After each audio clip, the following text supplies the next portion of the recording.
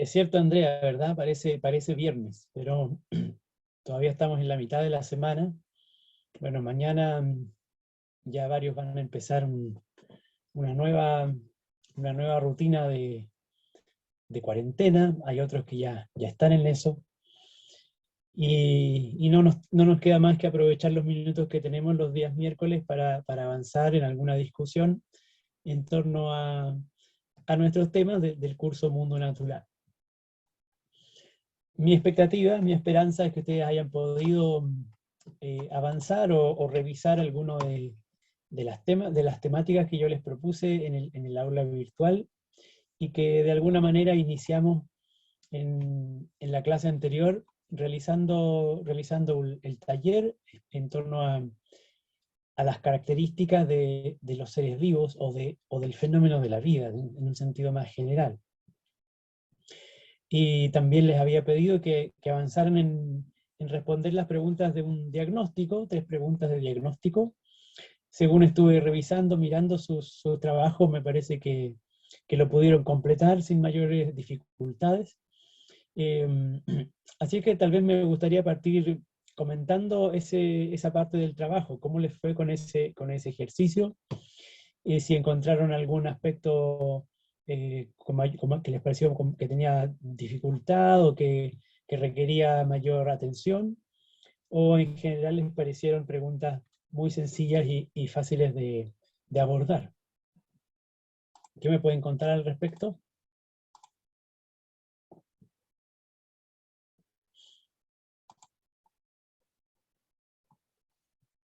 ¿Alguien de algún grupo que haya hecho el trabajo del diagnóstico? Porque según yo vi, todos habían avanzado. Profe, Sí, dígame. bueno, nosotros nos conectamos luego de esa clase a realizar el diagnóstico y me pareció como una súper buena instancia. Recordando y a la vez cosas que yo no me acordaba, mis compañeros sí, y ahí nos íbamos complementando súper bien, así que creo que fue una excelente actividad hacerlo en grupo, porque al final, no sé, habían cosas que yo por lo menos no sabía y no tenía ciencia buscarle por internet, y entonces ellos me complementaban, íbamos todos juntos. Así que me De gustó acuerdo. bastante. Ujú. Estupendo. Me alegro que haya sido una buena experiencia el ejercicio compartido. Como yo les decía, bueno, vamos a privilegiar, mientras estemos en esta modalidad, vamos a privilegiar el trabajo en grupo en la medida en que todos se pueden justamente apoyar, no solamente en términos de compartir su conocimiento, sus ideas, sino también en términos técnicos, porque eventualmente vamos a enfrentar algunas dificultades de conexión, y por lo tanto algunos podrán hacerlo de un modo más expedito que otros, así que espero que esto nos facilite un poco el ejercicio. ¿Alguien más tiene algún comentario, alguna opinión, alguna Profe, pregunta a propósito Sí, dígame. no sé si me escucha, pero nuestro grupo igual, bueno, a mí me parece interesante que éramos 4 los que estábamos trabajando, y Ujú. o sea, el ítem 2 y el 3 fue muy rápido de responder, el primero también, pero también nos generó una serie de una discusión, cómo ir entendiendo qué era el método, cuál era el método, cuáles eran los pasos, que lo sabíamos, que no lo sabíamos.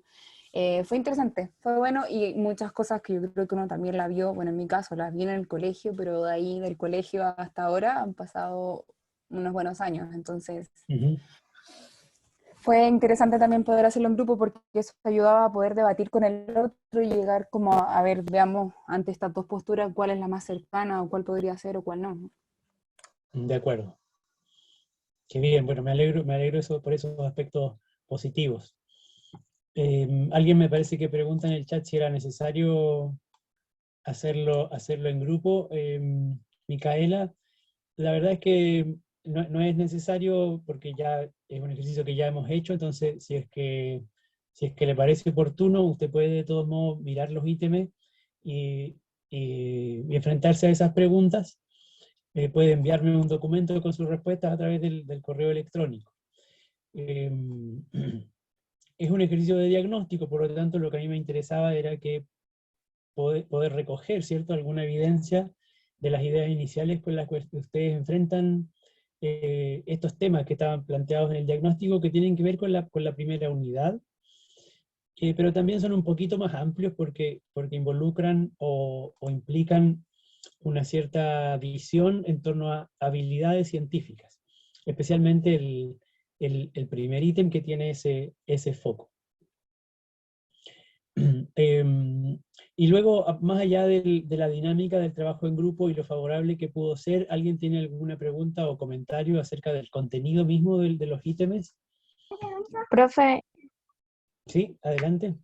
yo creo que más que todo comentarle que nosotros estuvimos en ese primer ítem en bastante rato porque sentimos que faltaba información, por ejemplo, el tema del clima o la temperatura donde se desarrollara esto, entonces ahí como que queríamos explayarnos, pero no Ujú, teníamos la información porque no estaba en ese texto, era como súper breve para lo que quizás queríamos desarrollar. Entonces ahí claro, estuvimos como en ese tema. de acuerdo. Gracias. Bueno, efectivamente, un punto interesante el que ustedes plantean, porque efectivamente contábamos con algunos antecedentes de la situación que teníamos que analizar, y esos antecedentes provienen de un relato histórico, en este caso lo que el propio investigador Van Helmont había dejado como registro de su trabajo. Yo recuerdo haber leído algún comentario de un grupo que planteaba que faltaban justamente esos antecedentes, o faltaban algunos factores a considerar. Pensemos que estamos hablando de un trabajo que hizo Van Helmont, esto es a fines del siglo XVI, principio del siglo XVII.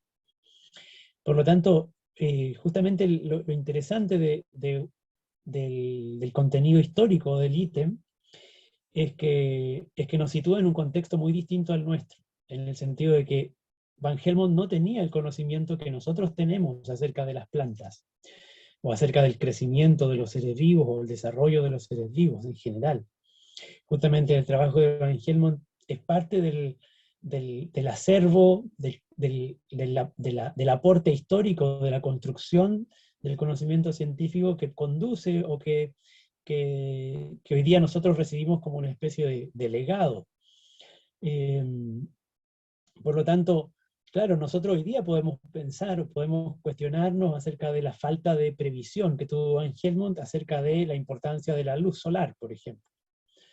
Sin embargo, en esa época nadie tenía idea de la fotosíntesis. Justamente el trabajo de Van Helmont está explorando esa pregunta. Es una pregunta que en ese minuto está completamente abierta. ¿Cómo es posible que las plantas crezcan? ¿De dónde obtienen la materia o el nutriente, si ustedes quieren, para poder crecer? Y Van Helmont tiene una hipótesis. La hipótesis es que la planta se alimenta de tierra. Y entonces, justamente lo que él quiere poner a prueba en ese momento es si acaso disminuye o no disminuye la cantidad de tierra que está disponible para la planta durante su crecimiento. Por eso tapó el macetero, porque él tenía la hipótesis de que la planta se iba a alimentar de tierra. Entonces tenía que observar, tenía que medir la cantidad de tierra al inicio y la cantidad de tierra al final de su observación, de su investigación. Y fíjense que lo que resultó es que la cantidad de tierra al principio era prácticamente la misma que al final. Es decir, la hipótesis de Van Helmont no se sostuvo, no tuvo respaldo en su observación. En cambio, lo que sí observó es que como él solo le agregaba agua, concluyó entonces que la planta crecía debido al agua que se le agregaba. En ese momento, por supuesto, Van Helmont no tenía conocimiento de la fotosíntesis ni de la importancia de la luz solar, no tenía conocimiento de la presencia de oxígeno en la atmósfera, porque todavía no se descubrían todos los elementos químicos, no se describía en la tabla periódica de los elementos, mucho menos de de las reacciones químicas que ocurren en la fotosíntesis, del intercambio de oxígeno y dióxido de carbono. Todo eso es una incógnita todavía. Estamos en un momento muy inicial en relación a la investigación del crecimiento de las plantas. Andrea plantea que no le echaba agua. ¿Qué dicen sus compañeros?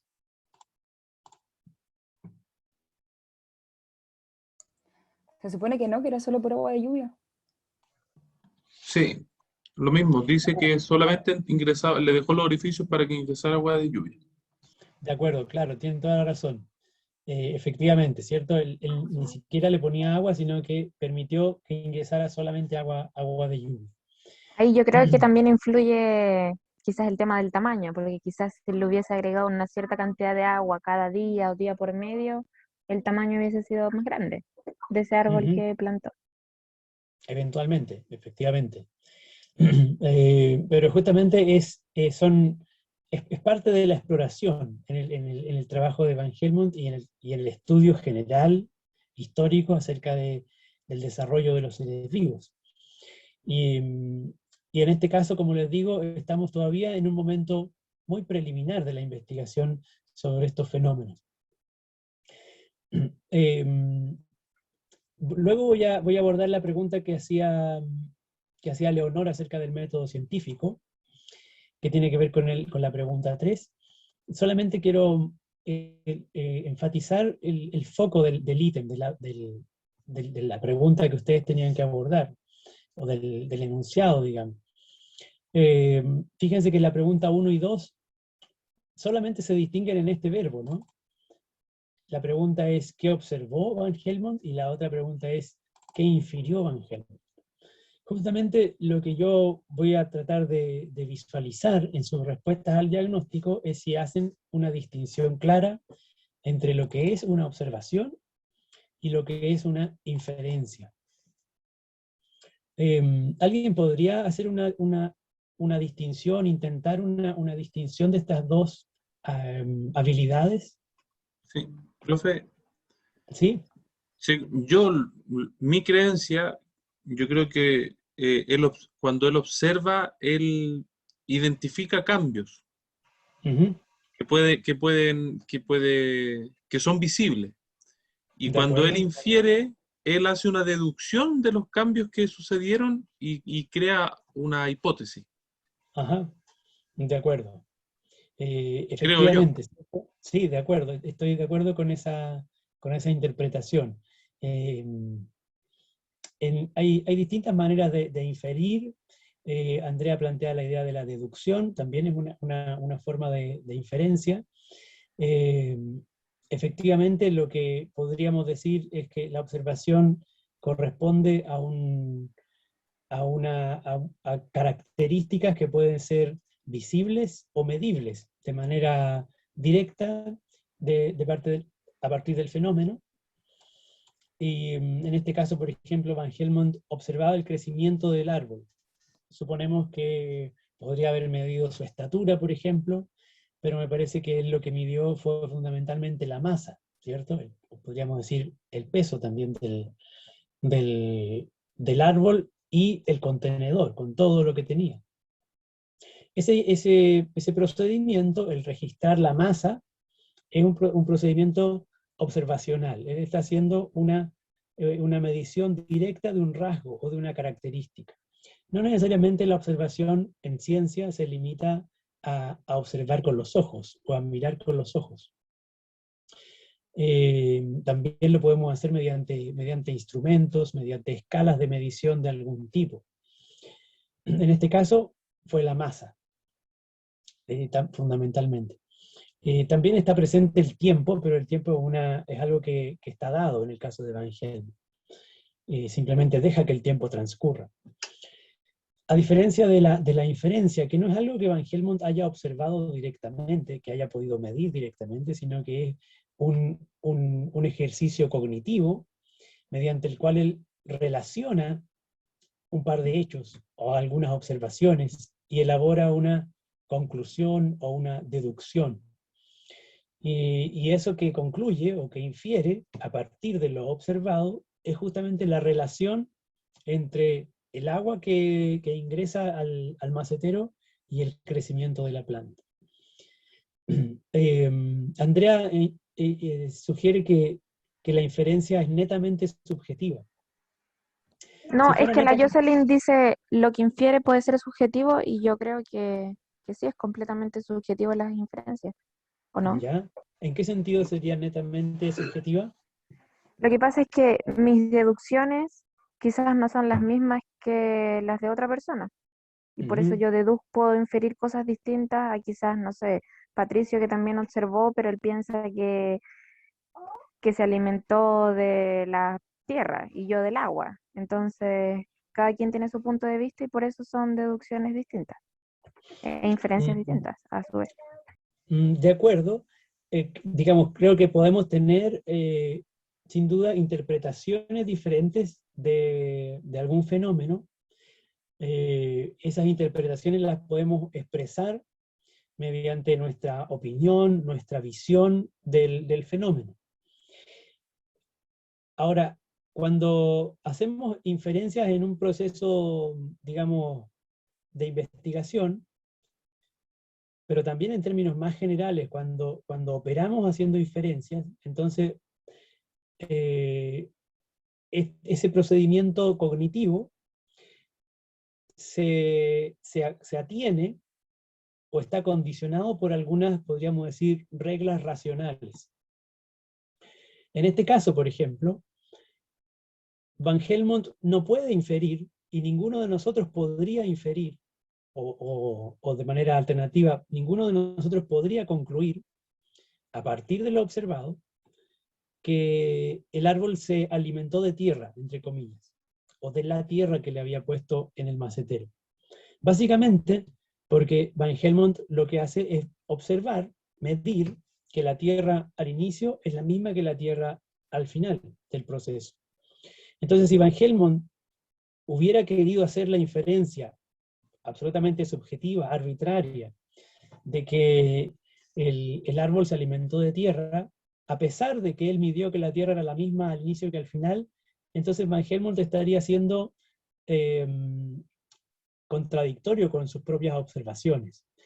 En ese sentido, estaría traspasando una condición racional. Lo que uno esperaría es ser coherente en el ejercicio de la inferencia. Entonces, podríamos hacer una interpretación distinta, sin duda, pero esa interpretación tiene que atenerse a ciertas condiciones.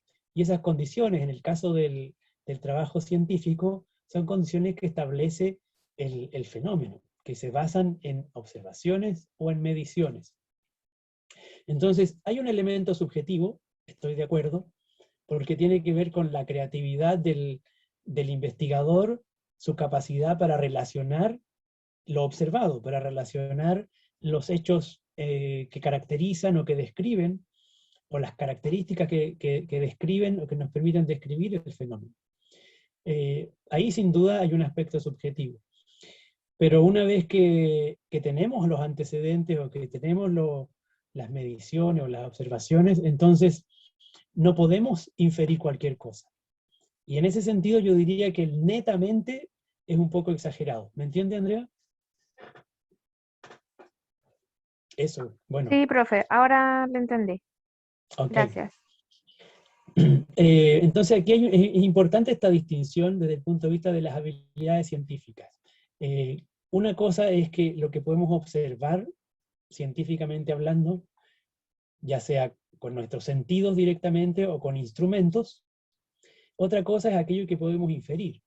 Lo inferido nunca es observado o medido directamente. Lo inferido es el resultado de un ejercicio racional o cognitivo que nos permite de manera creativa relacionar antecedentes observados, en este caso. ¿Profe? Sí, adelante.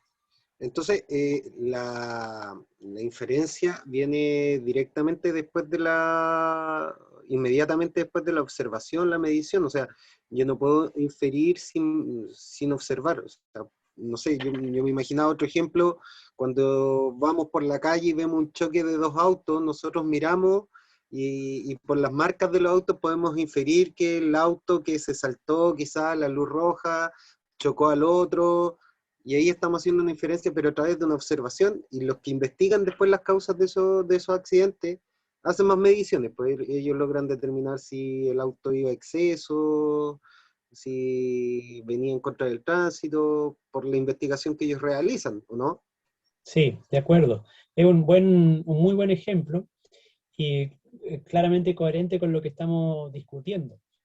Y eso también nos lleva a la pregunta suya, nos lleva a la tercera pregunta. Porque justamente el método científico tradicional, yo lo coloqué de esa manera, porque en los libros de texto habitualmente, en ciencia escolar, digamos la más tradicional, históricamente se ha repetido en las salas de clases, que hay un método científico. Y cuando se plantea la idea de un método científico, de manera implícita, a veces sin quererlo, se enfatiza la idea de que es único. Por eso se dice un método científico. Entonces, cuando se enfatiza esa idea, lo que se comunica, o lo que se enseña, es que cuando se hace ciencia, lo que los científicos hacen es seguir los pasos de un método. Y ese método es lo que llamamos el método científico tradicional, que en un sentido más, más técnico, sería el método científico experimental, o podríamos también decir hipotético-deductivo. Déjenme, voy a usar una hoja de apuntes para que lo visualicemos.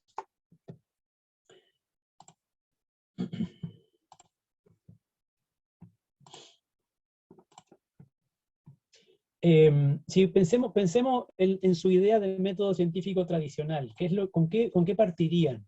¿Qué paso sería el primero? Mi hipótesis, profe. Con una hipótesis. No, con un problema. Yo creo que con un problema más que una hipótesis. Ajá.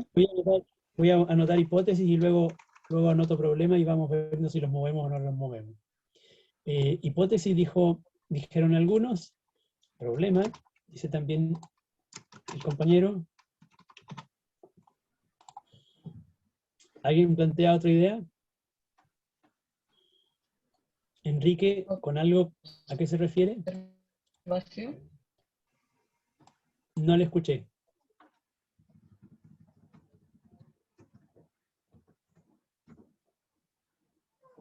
Enrique planteaba la pregunta con algo que querer probar, pero no entiendo el sentido de la pregunta.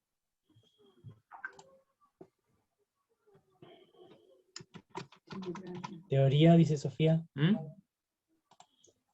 Jocelyn dice observación. De la suegra de la señora Olga.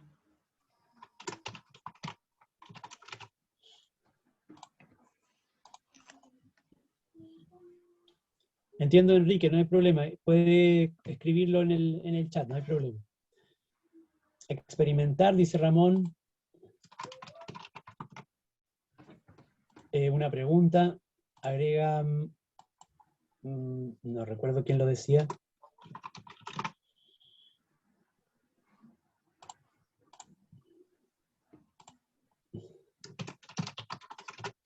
Conclusión, dice Jocelyn. Está buena esa, ¿no? La resurrección, mira. Comprobación también planteaba alguien.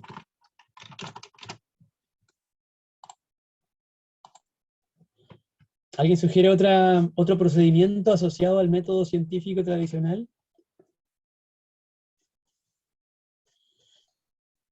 Profe, no sé si tendrá relación, pero la medición, La medición. sí, en algún momento podemos uno tiene agregar que también. utilizarla.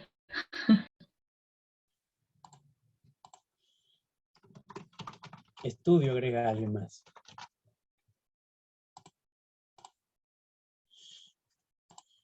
Bueno, varios de los elementos que ustedes han mencionado son bastante típicos en la descripción de lo que sería el método científico tradicional. Algunos están expresados de distintas formas, pero se refieren a lo mismo. Por ejemplo, cuando se habla en el método científico tradicional de un problema que se quiere resolver, en general ese problema adopta la forma de una pregunta que se quiere responder. Entonces, habitualmente, la enseñanza tradicional nos dice que lo primero que se hace es observar el fenómeno. Entonces la observación aparece en primera instancia. Cuando uno observa el fenómeno, entonces identifica o reconoce o surge una pregunta, o un problema, que adopta la forma de una pregunta, algo que uno podría querer responder. Y frente a esa pregunta, entonces, plantea o elabora una hipótesis, una posible respuesta a la pregunta. Esa hipótesis, que es una posible respuesta a la pregunta, se tiene que evaluar de alguna forma, se tiene que poner a prueba, se dice tradicionalmente. Y esa puesta a prueba es lo que habitualmente se llama experimentación.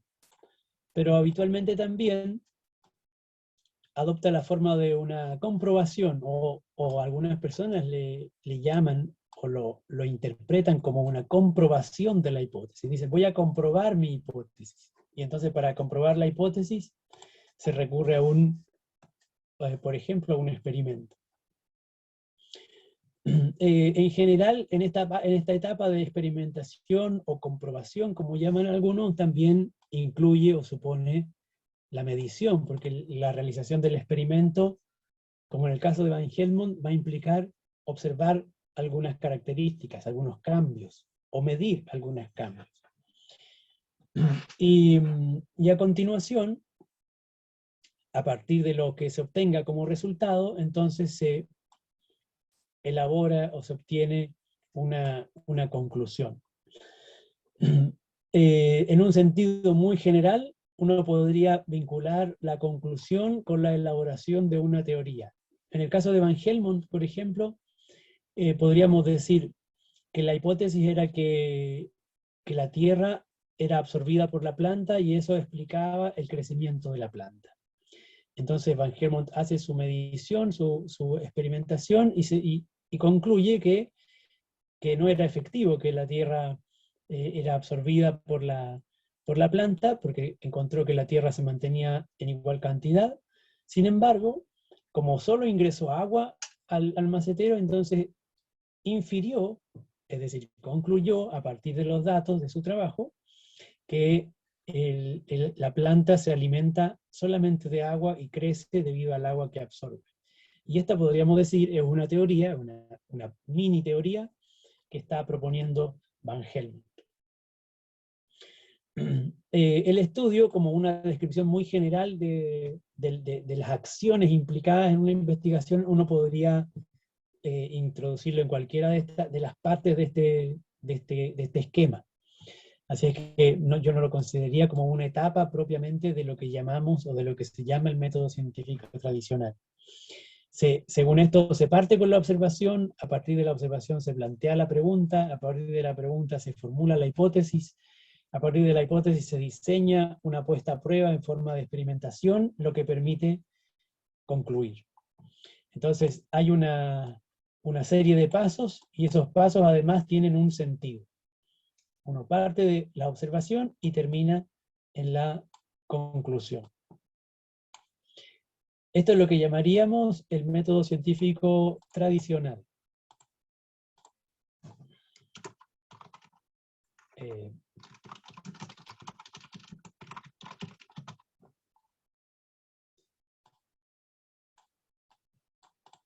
Y la pregunta que hacía Patricio, me parece que lo decía, era, entonces, decía él, la inferencia siempre viene después de la observación.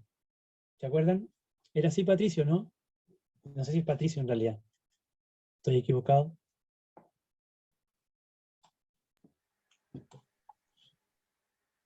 Yo, profesor. Profe. ¿Quién era?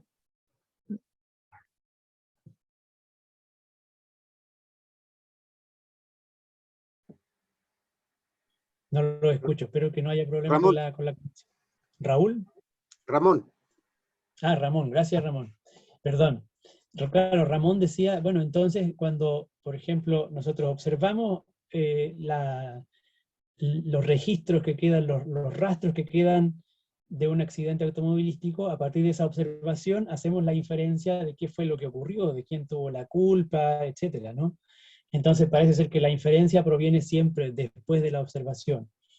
Esta idea es una idea asociada a esta secuencia de pasos que están presentes en el método científico tradicional. Sin embargo, si uno analiza con mayor detalle lo que ocurre cuando se hace investigación científica, incluso lo podríamos luego discutir en torno al mismo experimento de Van Helmont, probablemente para que Van Helmont haya llegado a plantearse la pregunta que quería responder, él ya tenía una inferencia previa, él ya contaba con una intuición, una idea de qué era lo que estaba pasando. Entonces, muchas veces, no necesariamente en ciencia, se sigue esta secuencia de pasos. Lo más probable, por ejemplo, en el caso de Van Helmont, es que él ya haya tenido la idea de que la planta crecía comiendo tierra o absorbiendo tierra. Y esa era una hipótesis que él tenía, digamos, a partir de probablemente la experiencia cotidiana de ver las plantas crecer y verlas sustentadas en el suelo, básicamente. Era una idea bastante extendida en su época. Así es que probablemente ya contaba con esa hipótesis, y esa hipótesis es la que lo lleva a formular la observación, en este caso sobre el crecimiento de la planta.